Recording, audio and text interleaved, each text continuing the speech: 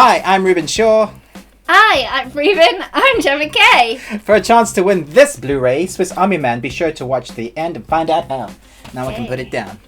Right, have you been wondering what Marvel have been up to and wondering why you haven't had any news about their massive universe in the last 12 seconds? Well, look no further as we bring you all of the Marvel news, gaming news, and so much more in this week's Tuesday Newsday. Tuesday Newsday! Yay! Now it's logo. Oh,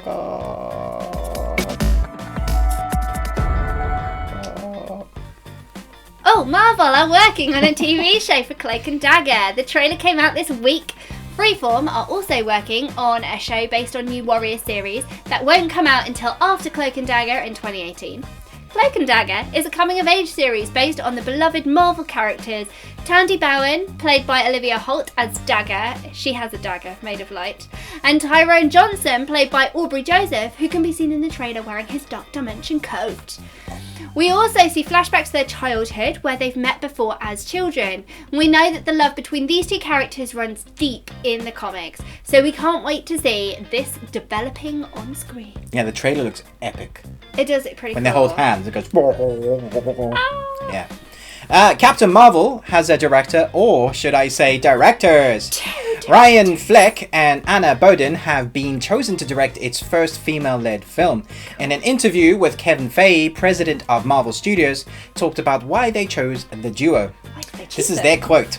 When we're filling a director chair or chairs, we want people who are focused on the emotional journey, the humor, the surprising twists and turns of a singular character journey, which is what Captain Marvel is. They have had the best handle on it, and when you look at the work that Ryan and Anna have done in the past, I can't do past, they are all amazing and very diverse of character studies and journeys, and that impressed us. This is the sign language edition. Yes. For those hard of hearing. Yeah, except this one, I hope I'm not swearing. Yeah. It's great to hear Marvel talking about their latest character in this way, as it is a common criticism of superhero films that their characters aren't grounded enough. And although Fleck and Boden haven't worked on many big budget films, Marvel have a good track record with smaller directors making successful films. We wouldn't have recognised the Russo brothers before Marvel, and James Gunn had only had a couple of smaller budget films to his name. Yeah, like Sliver. Sliver was awesome. Yeah. Anyway, we also have Brie Larson on board as Captain Marvel, and she seems really excited about this role on social media. So Fleck and Boden have a lot to work with an actress of her caliber already signed up. We do... Okay, so she's signed up. But it's going to be a long time before we get to see this in the cinema because it's not out to 2019. That's a long time. I messed that a bit up. What's finished though? Yes, Black Panther. I'm glad you can read that. Black Panther has finished filming though. Yay! This was confirmed by Chadwick Boseman, the Black Panther himself, via Twitter, so that will be coming to our screens a little sooner in February next year. Just in time for my birthday. Oh, I bet that's what they did it for. Probably. They were like, that Ruben off of the Ruby Tuesday. We also have some sneaky pictures of Wanda and Vision on set for the Avengers Infinity War. We think... They are currently filming in Edinburgh, Scotland, and in the pictures, Paul Bettany, who plays Vision, and Elizabeth Olsen, who plays Wanda, can be seen gazing into each other's eyes and kissing.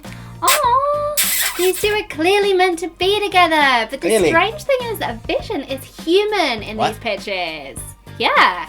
Could Thanos be using his reality stone to play tricks on the most powerful duo within the Avengers? Probably. Or could Vision have lost his Infinity Stone?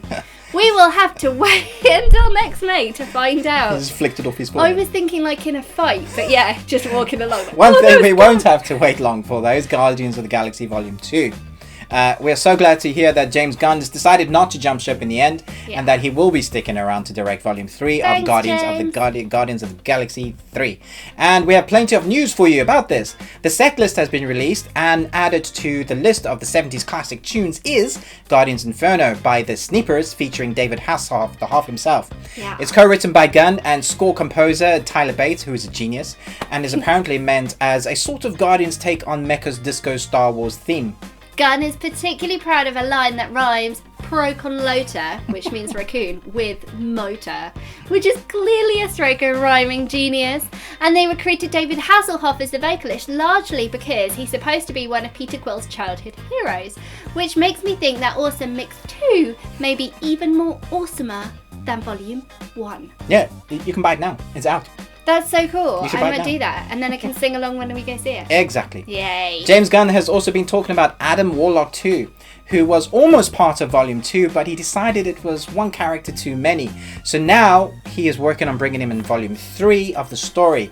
There has been previously speculation that he may have been in the Collector's Museum in his cocoon, but Gunn shot that speculation down, pun intended. Good lie. And we hear that although Adam Warlock is not in Infinity War, he will be a part of the future Marvel Cosmic Universe and is a pretty important part of that cosmic verse.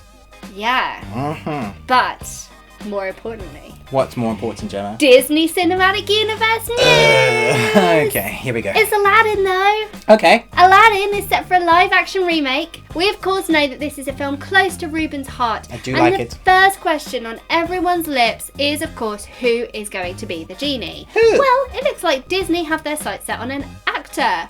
Will Smith is currently in talks to be the genie, and it would of course have to be an actor with some musical talent, and this former rapper fits the bill, sort of. So watch this space for an official announcement soon. They already have Guy Ritchie to direct, and with the success of Beauty and the Beast, they have a growing number of live-action remakes on the cards. Damn it! Guy Ritchie go Cockney Aladdin with Fresh Prince of Bel-Air. Oh my goodness. This could be really bad. Or it could be epic. Yeah, I don't know. Not feeling this. No. No. Anyway, following the success of Fate of the Furious, there is now talk of a spin-off film starring Dwayne Johnson and Jason Statham characters. Sometimes you just can't get enough of a good thing, or really too much of a thing. With a 9th sequel in the works, there is no shortage of Fast and Furious films. But will this be based around cars? Because their characters are action superstars, so this could head in a totally new direction potentially. Maybe. Who knows? Doctor Who, Doctor Who knows. as we know him, will be turning in his sonic screwdriver or sunglasses. It's like a spaceship. What? And sooner than we had expected. Apparently he will be regenerating at the end of this series and not on the Christmas special as we had earlier thought. What? Despite our hopes that we may have a more diverse Doctor, the man who's believed to be taking over is both white and male. But I suppose that was to be expected from the BBC. So diversive.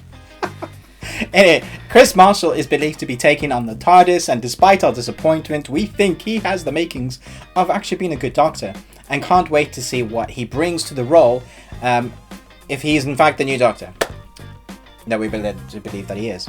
Yeah. Anyways, another vintage sci-fi show, X-Files. Apparently their reboot went rather well, so they are planning an 11th season for sometime 2017-18. And continuing with the reboots, Prison Break is back with a new season. It's already aired a few episodes. Perhaps they're in a space prison? Have you not watched the few episodes? No, I don't want to. You can't make me. And now for the gaming news. Bandai Namco, publisher of Dark Souls, have announced a new RPG called Code Vein. There is a very arty teaser trailer for it, set to very Samurai Jack sounding soundtrack. That is set on a near future Earth, and that's in discombobulation following mysterious disaster. Jack! Samurai Jack! Humanity is mostly dead, save the Revenants, a people group who somehow have survived the catastrophe by making a dark pact, gaining powers in exchange for their precious memories and a very large thirst for blood. You know, the blood-sucking type. Vampires. More news and gameplay is sure to follow at E3 this year.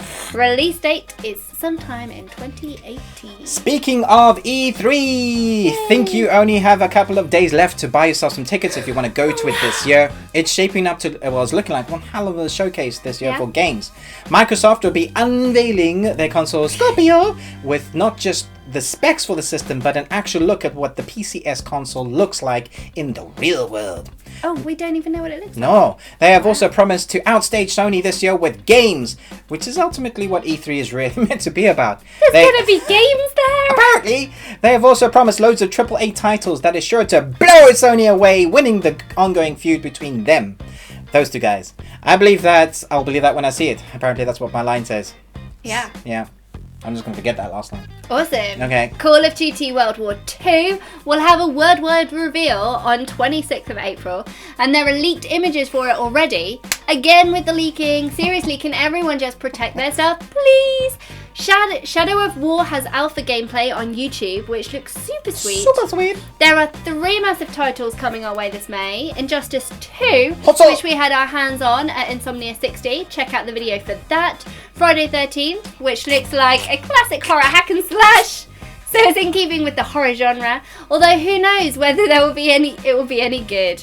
Video game tie-ins hardly ever are. Yeah, remember that Wanted, the game, or Kong? The film was bad enough, but the game... Oh dear. The third massive release for May is Prey, which is an unofficial sequel by Bethesda. It's a space opera horror which looks very similar to Dead Space. If it plays anything like the Dead Space franchise, it gets 2 thumbs up from us. We will hopefully have a playthrough of that for you to watch at your leisure in scarediness. Maybe before you have to buy it, just in case it is crap. It could be. Yeah. Anyway, that's our news. If this is your first time with us, please click that subscribe button. Do some more. We're enjoying you here. Enjoying having you here. If you would like to win this Blu-ray copy of Swiss Army Man, then just like, comment, share this video to win. It's that simple. Yep, we will contact the winner through musical comments and Yes. look out for that. Thanks for watching, and we promise never to do a musical again. Oh, no, that was fun. Next week the whole thing is a musical, yeah. It will not be. Please come back. Bye, Ruby Tuesdays. Bye. Bye.